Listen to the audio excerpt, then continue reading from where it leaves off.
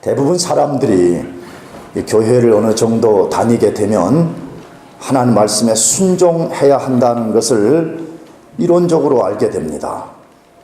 신앙생활 조금 하다가 보면 신앙생활에서 순종이 가장 중요한 덕목 중에 하나라는 것을 알게 됩니다. 순종하는 것이 중요하다. 순종이 최고다. 이거 이론적으로 대부분이 압니다.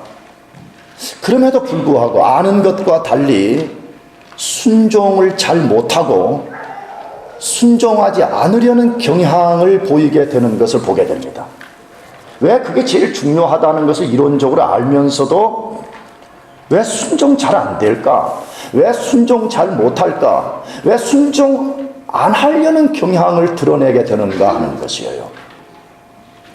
성경은 하나님이 우리로 하여금 예수님을 믿고 구원을 얻게 하신 가장 큰 목적이 있다 그렇게 말해요. 왜 우리가 예수 믿었냐? 왜 하나님이 예수 믿어 구원받게 하셨냐? 하는 가장 큰 이유를 소개하는데 하나님 말씀에 순종하게 하려 함이라 그렇게 돼 있어요. 그 대표적인 말씀이 베드로전서 1장 2절 말씀인데 곧 하나님 아버지의 미리 아심을 따라 성령의 거룩하게 하심으로 순종함과 예수 그리스도의 핏부림을 얻기 위하여 택하심을 입은 자들에게 편지하노니 은혜와 평강이 너희에게 더욱 많을지어다. 왜 우리를 하나님이 택하셨어요? 왜 우리를 선택하시고 선택한 백성들을 왜 이 죄와 악한 세상으로부터 구원해 주셨어요? 여기 두 가지라고 말했죠. 순종함과 뭘 얻기 위하여서요? 핏부림을 얻기 위하여서. 물론 핏부림은 우리의 죄를 깨끗이 씻어내려는 의도죠. 그러나 핏부림을 통해서 우리를 죄를 씻어내고 우리를 하나님 앞에 깨끗하게 하는 목적이 하나님 말씀에 순종케 하려 하기 함이라 그렇게 돼 있어요. 사실이죠. 우리 첫사람 아담이 하나님께 반역을 하고 아담의 모든 후손들이 자연적으로 하나님을 반역하고 살거든요. 그냥 본래적으로 태어난 본성 자체가 하나님 말씀에 순종이 안 되는 거거든요. 예수 안 믿는 사람들이 하나님 말씀에 순종한다는 건 불가능한 일이에요. 왜? 본성 자체가 하나님을 반역하는 성향을 갖고 있기 때문에 그러는 것이죠. 그러니까 예수 안 믿는 사람들은, 거듭나지 않은 사람들은 그 사람들은 악하든 선하든 상관없이 하나님이라는 단어를 듣기 싫어해요. 하나님 말씀이라는 그 자체를 듣기 싫어해요. 인간이 그런 부패한 성향을 갖고 살고 있었는데 하나님이 그 부패한 성향으로부터 우리를 건져내 주신 이유가 어디에 있느냐? 하나님 말씀에 순종하고 살라는 거예요. 너는 반역한 옛사람의 삶의 모습으로 살지 말고 너는 이제부터 하나님 말씀에 순종하는 백성으로 살아가라는 것이에요. 그런데 왜 순종이 잘 안 되는가 하는 것이에요. 왜 순종하려는 그런 순적한 겸손한 태도를 보이지 않냐 하는 것이에요.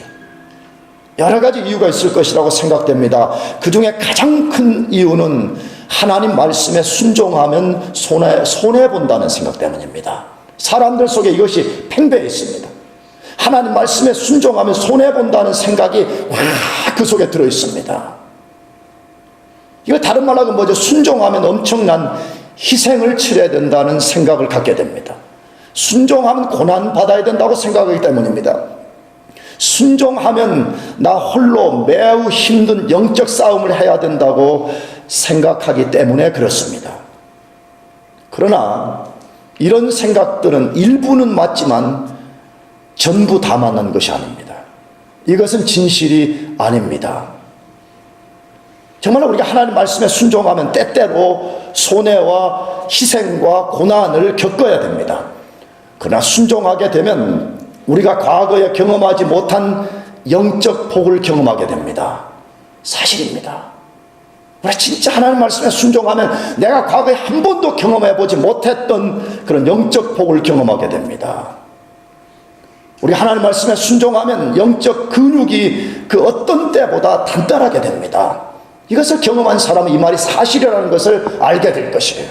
저도 그랬어요. 저도 과거에 엉터리처럼 신앙생활하고 엉망으로 그냥 교회 다니고 그럴 때는 남들이 은혜를 받았습니다. 뭐 하나님이 역사하십니다. 그러면 그 말이 도대체 뭔지를 모르는 거예요.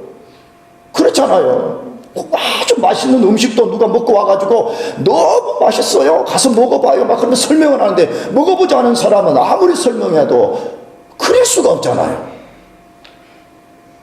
하나님의 은혜와 하나님의 복과 하나님이 영적인 근육을 강하게 해준다는 것도 이걸 경험하고 맛본 사람은 알게 되는 거거든요.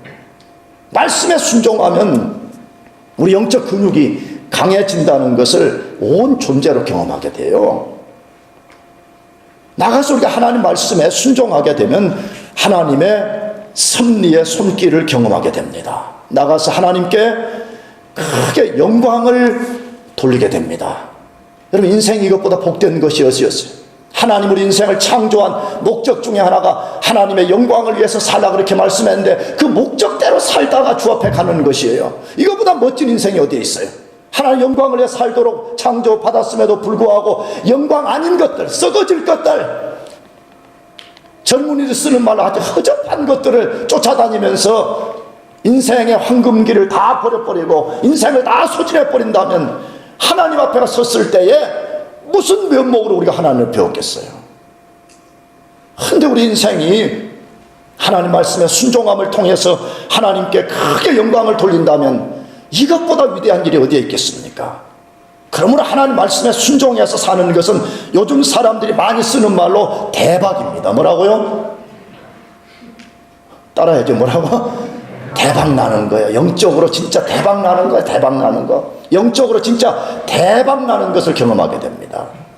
그 사실을 요즘 최근 우리가 계속 만나는 아브라함을 통해서 그 사실을 배우게 되어요. 아브라함은 하나님으로부터 이삭을 번제로 바치라는 명령을 받고 온전하게 순종했더라. 이것이 창세기 22장의 핵심 키워드예요. 하나님이 명령하시고 아브라함은 거기 온전히 순종했다 이거거든요. 그럼 어떻게 순종했다 그랬어요? 3일길을 걸어서 하나님이 지시한 곳에 이루었습니다. 너 3일길 떨어진 데로 가라 그럴 때 하나님 말씀 그대로 순종해서 3일길 걸어갔습니다. 이삭을 묶어서 제단에 올려놓고 칼로 내리치려 했어요. 칼로 정말 내리치려 했어요. 성경은 내리친 행위라고 의미를 부여해요. 정말 내리친 거예요. 내리친 거예요. 그때 하나님께서 중단을 시켰습니다. 아브라함, 아브라함. 성경에 가장 하나님이 놀란 장면이 나는 이거라고 생각해요. 하나님 놀라신 거예요. 아브라함, 아브라함 이렇게 돼 있어요. 본문에 2번이나 그냥 아브라함, 아브라함. 와, 정말 하나님을 좀 놀래줍시다. 할렐루야. 한 번도 하나님이 놀란 적이 없어, 우리 때문에.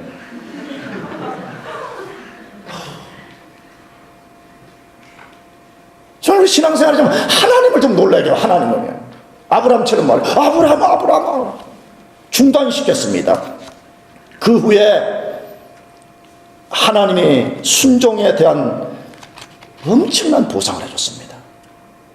사실 우리는 하나님이 순종에 대해서 보상해 주지 않아도 마땅히 순종해야 되는 인생들입니다. 왜? 하나님이 우리를 창조하셨고 하나님 우리의 주인이시기 때문에 우리가 기대한 복을 얻지 못해도 우리는 마땅히 순종해야 됩니다. 그런데 하나님은 우리가 말씀에 순종하면 그 순종에 대해서 보상을 하고 더 순종 잘하라고 하나님이 복을 주시는 것을 봅니다. 아브라함에게 무슨 보상을 해줬어요? 내가 이제야 네가 하나님을 경외하는 줄 아노라 그랬어요. 내가 이제야. 여러분, 전지하신 하나님이 아브라함 몰라서 이 말씀 하셨겠어요? 그건 아브라함 자신의 행위로서 진짜 내가 하나님을 경외하고 사랑한다는 것을 드러내보라는 거였어요. 근데 아브라함 그렇게 했다는 거예요. 그때 하나님이 내가 이제야 네가 나 사랑하는 줄 알겠다. 나 경배하는 줄 알겠다. 나를 너 삶의 제일로 두는 것을 알겠다. 이렇게 하시는 거예요. 그럼 두 번째, 첫째는 하나님을 놀라게 해봅시다. 아멘. 그리고 하나님으로부터 이런 진짜 좀 칭찬 좀 받아봅시다. 영달아, 내가 이제야 내가 나 경외하는 줄 알겠다. 이것보다 위대한 칭호가 어디 있겠어요? 나는 아브라함 생애를 읽어보면서 나는 이것이 가장 큰 복이라고 생각합니다. 물론 뭐 아들을 준다, 뭐 땅을 준다, 그런 것도 굉장한 거겠죠. 근데 이 말씀은 아브라함을 창세기 12장부터 하나님이 부르신 하나님이 이렇게 물리적으로 하게 되면 점점 모리아산이라는 정상까지 하나님이 끌고 올라가면서 모리아산 꼭대기에서 하나님이 지금 아브라함을 선언하신 거거든요. 이제야 내가 나를 경외하는 줄 안다. 성경에는 다 닉네임들이 있다고 그랬잖아요. 하나님을 잘 섬겼던 사람들이 가졌던 닉네임이 있었어요. 모세는 그 지면에서 온유함이 짱이었더라 이렇게 돼 있어요. 물론 짱은 내가 바꾼 거지만. 다윗은 뭐죠? After my own heart. 내 마음 뒤에 있는 자, 하나님의 마음을 뒤에, 하나님의 마음이 어디에 있냐 그걸 생각하고 자기가 희생을 당하고 고난을 당하고 손해를 보더라도 하나님 마음이 있는 곳에 자기가 뒤따랐다는 것이에요. 엘리야 열심히 특심했다. 이게 열심 중에서도 다른 사람보다 훨씬 더 특심한 거예요. 여러분 그렇게 되길 축복합니다. 우리 교회 성도들은 다 열심히 해서 내가 보니까 우리 교회 때 열심히 안 하면 이 교회 버티지도 못해. 왜? 목사님의 핍박에 의해가지고.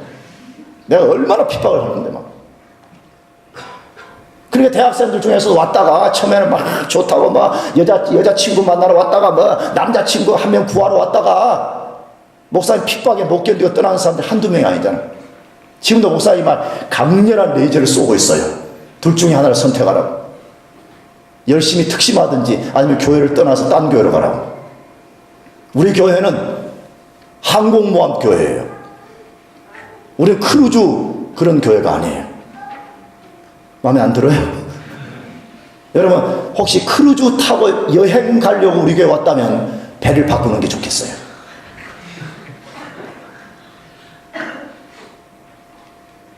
우리는 막 수많은 핵폭탄을 장전하고 슈팅 명령을 내리면 적진에 갔다가 막 십자 포화를 쏟아붓는 우리 항공모함 교회. 할렐루야.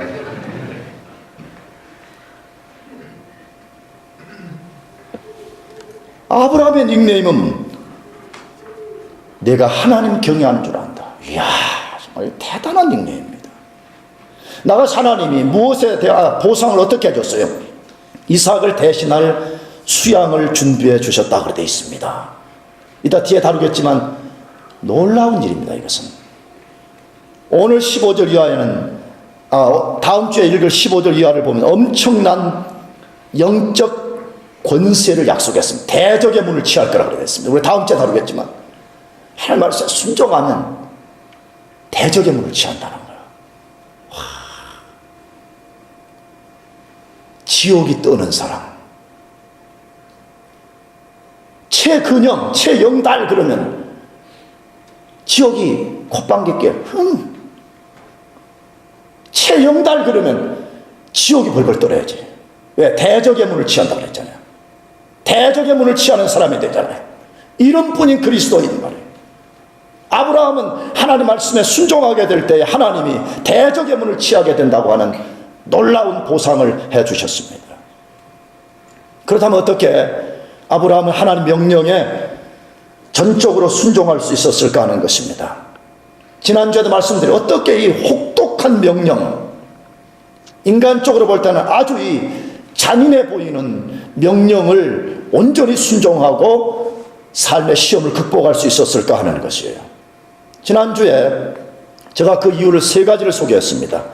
그러나 그 중에 하나가 하나님의 명령에 순종하면 하나님이 섭리를 나타내 주실 것을 믿었기 때문입니다. 인간적으로 보면 도저히 이 명령에 순종한다는 것은 불가능했습니다. 근데 아브라함이 그렇게 할 수 있었던 중요한 이유 중에 하나는 뭐냐? 내가 하나님 말씀에 순종하면 하나님 반드시 섭리를 나타내 주신다는 것을 믿었기 때문이라고 되어 있어요. 섭리가 뭐예요? 나는 이 섭리라는 말을 많이 쓰고 굉장히 좋아합니다. 실제 우리 개혁교회가 가장 중요하게 여기는 신학 용어가 프로비던스, 섭리거든요. 섭리라는 말은 하나님이 모든 만물의 주인이 되셔서 자신의 뜻을 이루기 위해서 그의 주권을 가지고 모든 만물을 임의로 움직이시는 것을 섭리라고 그렇게 말해요. 하나님이 자기가 어떤 뜻을 정해서 그걸 이루겠다 그러면 하나님 모든 걸 다 움직일 수 있어요. 하늘을 움직일 수도 있고 우주를 움직일 수도 있고 사람을 움직일 수도 있고 자연계를 움직일 수 있고 동물을 움직일 수 있잖아요. 우리가 알듯이 여호수아가 전쟁에 나가서 적들을 쳐부술 때 어떻게 했어요? 태양이 조금만 더 머물러 있으면 아말렉을 쳐볼 수 있어요. 그때 어떻게 해서 태양아 머물러라 그럴 때 하나님께서 그 부르짖음을 들으시고 실제 태양을 멈추게 했잖아요. 이게 하나님의 섭리라는 것이에요. 우리는 오늘 이 부분을 좀 더 생각해 보려고 해요. 섭리, 하나님의 프로비던스 이 부분을 우리가 좀 깊이 생각해 보려고 해요. 그렇다면 아브라함이 어떻게 하나님 섭리를 그는 의심 없이 믿었을까 하는 것이에요. 하나님께서 아들 죽이라, 아들 번제로 드리라 할 때 분명히 하나님이 이 아들 다시 살려낼 것이라고 하는 이 섭리를 어떻게 그가 믿을 수 있었냐 하는 것이에요. 근데 우리가 지난주에 읽었지요. 먼저 이 이삭과 아브라함의 갈등의 장면을 거기 써놨어요. 그것이 22장 7절 상반절 이하의 말씀입니다. 이삭이 가로되 불과 나무는 있거니와 번제할 어린 양은 어디 있나이까? 아브라함이 가로되 아들아 번제할 어린 양은 하나님이 자기를 위해 친히 준비하시리라 하고 두 사람이 함께 나아가서라고 되어 있습니다. 자, 요 말씀의 그 전체 내용은 뭐죠? 이삭이 이제 아버지와 함께 모리아 산으로 향하여 뒤에 나무 등짐을 졌어요. 저는 이 장면을 보면서 누구의 마음이 더 아팠을까 하는 생각 많이 해봐요. 여러분, 우리 부모는요 자녀들을 다 사랑합니다. 이 10대 20대 되면 여러분들은 막 불만이 많잖아요. 아빠가 나를 안 사랑한다, 엄마가 나를 안 그러는 거예요. 다 사랑해요. 여러분, 자기가 등짐을 지고 자기가 죽으면 차라리 더 낫잖아요. 근데 지금 누구를 죽여야 돼요? 그 사랑하는 아들을 죽여야 되는데 아들이 그 번제에 쓸 나무를 짊어지고 앞에 걸어갈 때 아브라함 마음이 얼마나 아팠겠어요. 사실 이것은 하나님과 예수님을 보여주는 거거든요. 아브라함은 하나님 역할이고 이삭은 하나님 말씀에 온전히 순종한 예수님 보여주는 거거든요. 그 아들을 칼로 쳐 죽여야 되는 아브라함의 마음은 곧 하나님의 마음이라는 거예요. 하나님 그 아들, 우리 죄를 위해서 그 아들을 쳐 죽여야 되는 하나님의 마음이 얼마나 처참했을까 하는 것을 보여주는 거잖아요. 등짐을 지고 길을 가는데 아브라함이 앞서거니 이삭이 앞서거니 이렇게 하면서 가는데 갑자기 이삭이 물어보는 거예요. 아버지, 번제할 어린 양은 어디에 있습니까? 나머지는 다 있는데 번제할 양이 안 보이는데 어디 있습니까? 할 때 아브라함이 뭐라고 했죠? 하나님이 자기를 위해 친히 뭐 하실 것이다? 준비할 것이다 그랬어요. 완전히 믿은 거예요. 지난주에 말씀드렸죠. 아브라함은 이 부분에서 굉장한 갈등이 있었을 것 같아요. 저는. 왜? 분명히 하나님이 이삭이 약속의 아들이라고 그랬잖아요. 이삭을 통해서 앞으로 메시아가 온다고 약속을 했는데 갑자기 또 하나님이 그 아들을 죽이라고 그래요. 이 상관관계, 이 논리관계를 아브라함이 다 이해하지 못했을 거예요. 그렇잖아요. 아니 이삭이 약속의 후손이라는데 왜 또 아들을 죽이라 그러지? 그 모든 것을 100% 이해할 수 없었지만 아브라함은 하나님의 섭리를 믿었어요. 나는 다 이해할 수 없지만 하나님이 분명히 이삭이 약속의 자손이라 그리고 이삭을 죽이라 했다면 하나님 이 아들을 다시 살려낼 것이다. 하나님이 이삭을 다시 부활시킬 것을 그가 믿은 것이에요. 그럼 어떻게 아브라함은 하나님이 그런 섭리를 나타내 주실 것이라는 것을 확신했을까요? 어떻게 이삭을 다시 살릴 것이라는 이런 의심 없는 믿음을 가졌을까 하는 것이에요. 그것은 자기가 직접 하나님은 죽은 자를 살리시는 분이라는 것을 경험했기 때문에 그래요. 언제 경험했어요? 이미 우리가 읽었듯이 아브라함과 사라는 나이가 너무 많아가지고 성경에 보게 되면 경수가 끊어졌더라 그래 돼 있어요. 로마서 4장에서는 완료형을 썼어요. 그 시제를. 아브라함도 생식 기능이 죽어버렸어요. 사라도 생식 기능이 완전히 죽어버렸어요. 도저히 아이를 낳는다는 것은 다 자기는 죽은 자냐 숨만 쉬는 어쩌면 그런 존재였어요. 근데 하나님이 역사하시니까 아브라함과 사라를 통해서 이삭을 낳는 기적을 경험한 거거든요. 그러니까 거기서 부활을 경험한 거예요. 뭐야? 하나님 죽은 자를 살리시는구나. 나처럼 죽어버린 인간, 내 아내 사라의 죽어버린 이 상태에서도 하나님이 역사하시는 죽은 자를 살리는 역사를 일으킨다는 것을 아브라함이 경험한 것이에요. 실제 로마서 4장에서도 그래 코멘트하고 있어요. 아브라함은 부활의 신앙을 가졌다 그렇게 말해. 하나님은 없는 자를 있게 하시고 죽은 자를 살리시는 하나님이신 것을 아브라함이 믿었던 것이에요. 그래서 하나님이 아브라함에게 이삭을 바치라고 명령하실 때 자기는 그 이해관계가 다 이해되지 않았어요. 한 가지 믿은 거죠. 나는 이 논리관계를 다 이해할 수 없지만 하나님이 섭리해 주실 것이라는 것을 확신한 거예요. 완전한 어슈어런스를 가진 것이에요. 그런데 성경에 보면 실제로 아브라함이 하나님의 섭리를 믿고 순종할 때에 하나님이 그런 섭리의 역사를 나타내 주신다는 거예요. 그게 우리가 읽었던 뭐죠?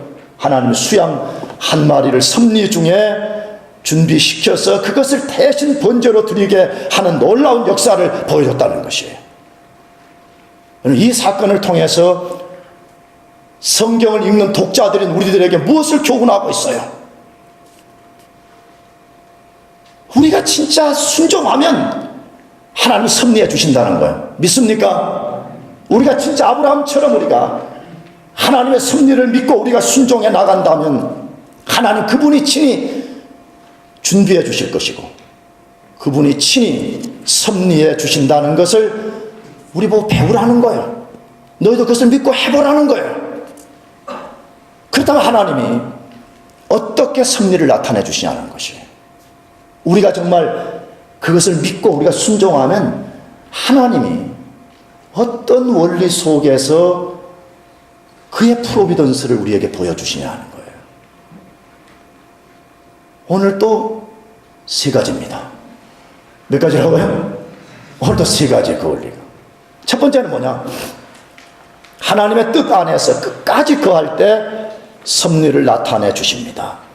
하나님의 뭐 안에 거해야 된다고요? 뜻 안에, 하나님의 뜻 안에 우리가 끝까지 거할 때에 섭리를 나타내 주세요. 창세기 22장 9절 10절에 하나님이 그에게 지시하신 곳에 이른지라. 이 아브라함이 그곳에 단을 쌓고 나무를 벌려놓고 그 아들 이삭을 결박하여 단 나무 위에 놓고 손을 내밀어 칼을 잡고 그 아들을 잡으려 하더니 라고 되어 있습니다. 자, 이 말씀은 하나님의 섭리가 어디에서 나타났는지를 소개하고 있어요. 장소를 소개해요. 아브라함이 어디에 있을 때에 지금 하나님의 프로비던스가 나타났는가를 보여주는 것이죠. 어디에서 그 섭리가 나타났다 그래요? 아브라함이 하나님이 그에게 뭐한 곳에 지시하신 곳에서 이렇게 돼요. 지난주에 이걸 다루었어요. 하나님이 아브라함에게 명령한 곳, 너 3일길 떨어진 그곳에 가라는 아브라함이 거기 지시한 곳에 도착해서 지시한 일을 행할 때에 역사가 일어났다라고 소개하고 있어요. 이 말씀은 매우 중요한 말씀. 지난주에 우리가 한번 살폈는데 한 번 더 하나님이 그에게 지시하신 곳이라는 이 단어를 추적해 볼 필요가 있어요. 창세기 22장 2절에서 내가 내게 지시하는 한 산 거기서 그를 번제로 드리라. 이게 최초의 명령이에요.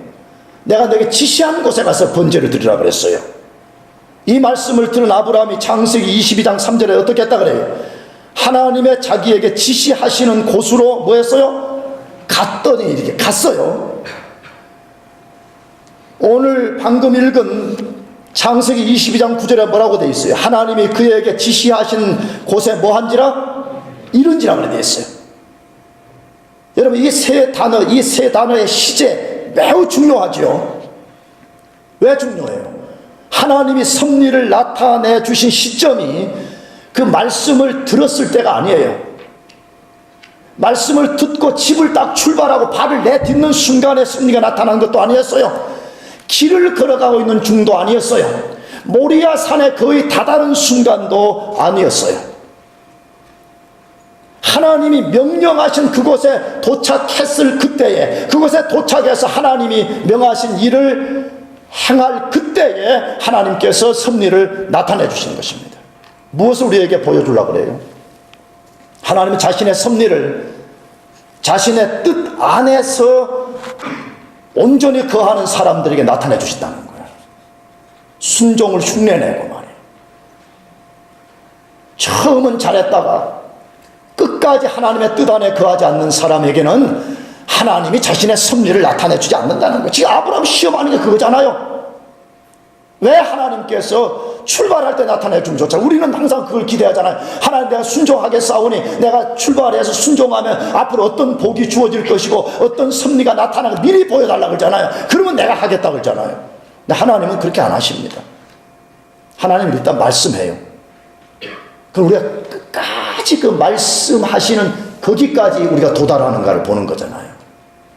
정말 하나님이 우리가 끝까지 하나님 뜻 안에 머물고 있는가를 하나님께서 보시는 것이에요.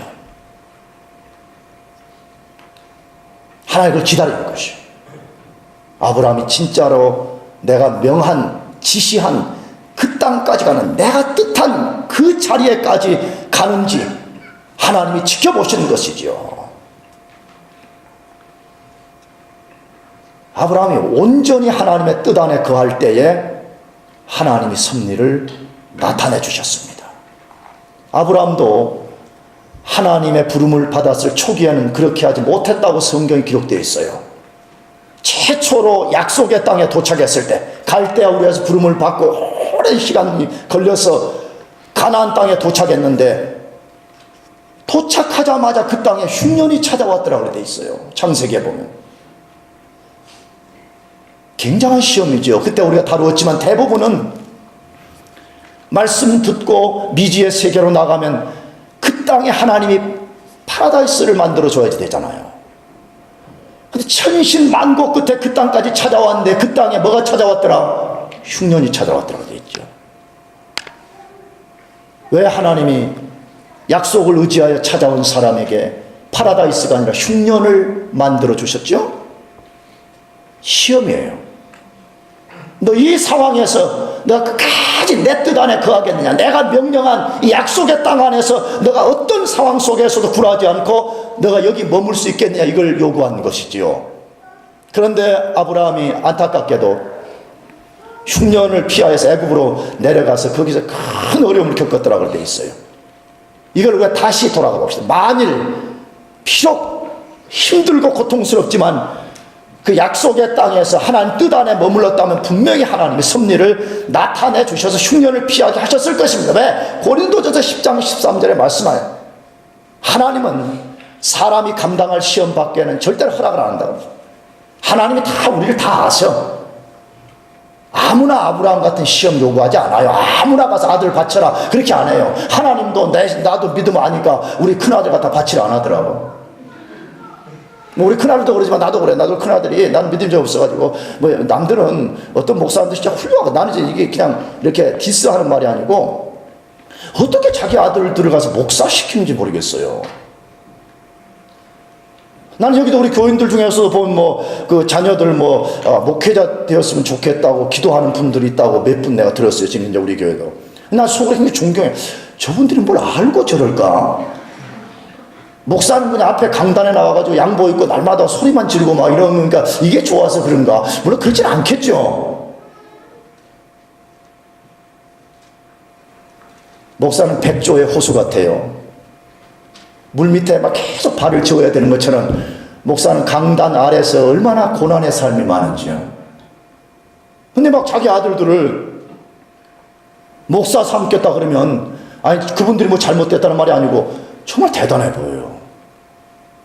그냥 나는 믿음이 없어. 근데 하나님이 날 보고 야 장목사야 너 아들이 둘이지 않냐? 아브라함은 독자 이삭을 바쳤지 않냐?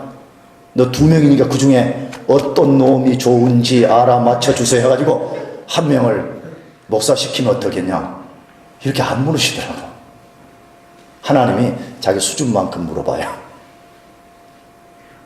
근데 하나님 뜻 안에 거하면 하나님 반드시 우리에게 감당할 시험을 주실 뿐만 아니라 감당치 못할 때에는 피할 길을 내신다 그래 돼 있어요. 아브라함이 그 땅에서 끝까지 하나님 뜻 안에 머물렀다면 반드시 하나님이 흉년을 피할 길을 주지 않았겠습니까? 그러므로 우리가 하나님의 선한 섭리를 경험하기를 원한다면 하나님이 명령하신 곳에 머물러야 돼요. 하나님이 뜻하신 그 뜻 안에 끝까지 머물러야 돼요. 여러분들 하나님 뜻 안에 머물므로써 하나님의 섭리를 경험하기를 축복합니다. 두 번째로 하나님이 어떻게 순종하는 자들에게 섭리를 나타내시는가 하는데, 하나님 말씀에 순종하는 순간에 섭리를 순종하는 그 순간에 섭리를 나타내 주신다는 거예요. 창세기 22장 9절에서 11절 말씀에 보면 하나님이 그에게 지시하시는 곳에 이른지라 이 아브라함이 그곳에 단을 쌓고 나무를 벌려놓고 그 아들 이삭을 결박하여 단 나무 위에 놓고 손을 내밀어 칼을 잡고 그 아들을 잡으려 하더니 여호와의 사자가 하늘에서부터 그를 불러 가라사대 아브라함아 아브라함아 하시는지라 아브라함이 가로되 내가 여기 있나이다 하매라고 되어 있습니다. 자, 이 말씀은 하나님의 섭리가 언제 나타나는지를 소개하는 거예요. 앞에 말씀은 어디서 나타나는가를 소개하는 거라면, 이 말씀은 하나님의 섭리는 언제 나타나는가 하는 것이에요. 이 본문 또 잘 봐야 되죠. 아브라함 이삭을 결박하여 단 위에 나무에 올려놓았을 때 나타나는 것이 아닙니다. 잡았어요. 그 단 위에다가 불태울 나무를 놓았어요. 결박을 해서 이삭을 그 나무 위에다가 딱 눕혔어요. 그때 섭리가 나타나면 얼마나 좋겠어요. 아브라함아 됐다, 내가 너 마음 알겠다. 그때 나타나지 않았습니다. 올려놓고 가지고 온 칼을 잡고 손을 내밀어서 칼을 잡았습니다. 영화의 한 장면 같잖아요. 지금 한 이때라도 좀 하나님이 아브라함아 됐다, 내가 됐다, 충분하다 이렇게 할 수 있잖아요. 하나님 섭리가 안 나타났습니다. 언제 나타났습니까? 그 칼을 잡고 그 칼을 내려치려는 순간에 하나님께서 아브라함을 부르시고 그것을 중단시켰습니다. 여러분, 왜 하나님께서 이렇게 하셨는가를 다시 생각해 봅시다. 왜 이삭을 번제단 위에 올려놓을 그때에 나타나지 않은 것이에요?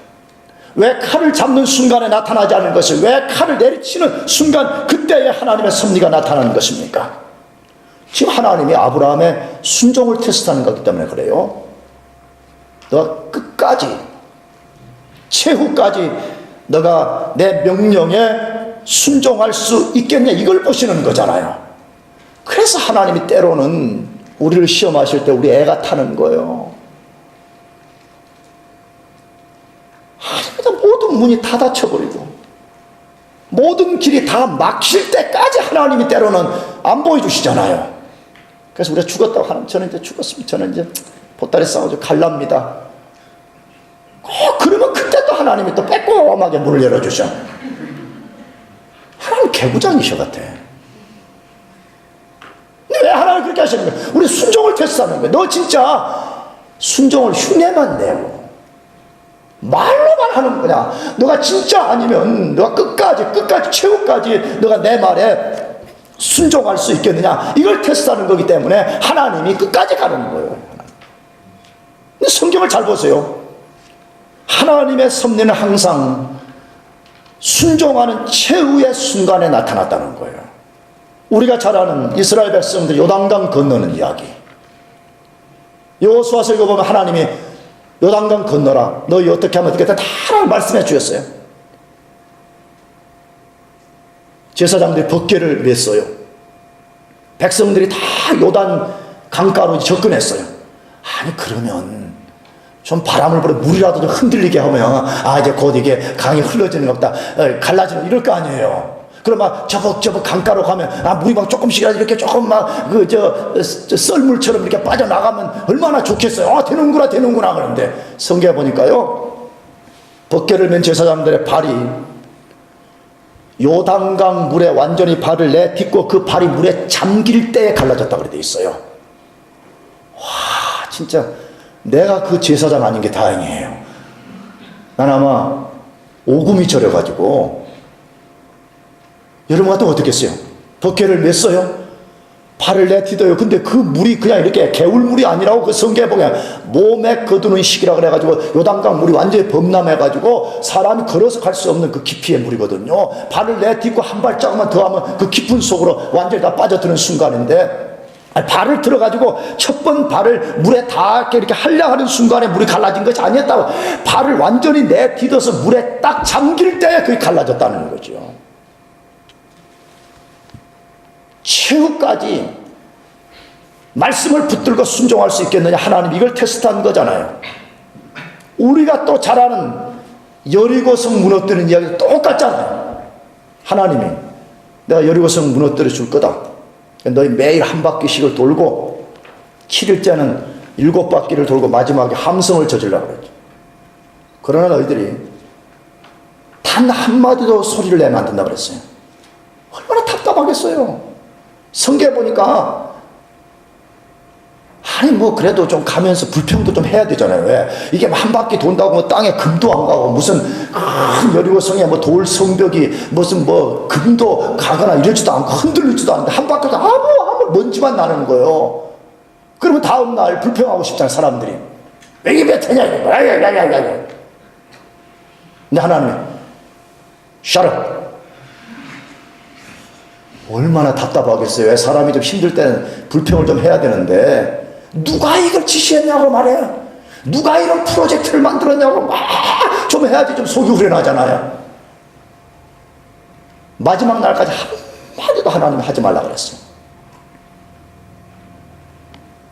그러면 여러분 6바퀴 돌 때까지는 좀 그렇다 하더라도 마지막에 7바퀴를 돌아왔으니까 7바퀴 마지막에 돌 때쯤이면 그래도 저 위에 있는 성벽 돌 하나 정도는 떨어져서 백성들에게 기대를 심어줘야 되잖아요. 성경에 하나도 움직이지 않았습니다. 다 7바퀴를 돌고 하나님 말씀 그대로 함성을 지르는 그 순간에 여리고성이 무너졌다고 되어 있습니다. 무엇을 말씀해요? 하나님은 그의 말씀에 순종해서 최후까지 끝까지 순종할 그때에 섭리를 나타내 주신다고 말씀하고 있어요. 여러분 정말 하나님의 섭리를 믿는다면 하나님의 약속을 붙들고 끝까지 최후까지 순종하시길 바랍니다. 기도하겠습니다. 다 같이 자리에서 일어나셔서 우리 같이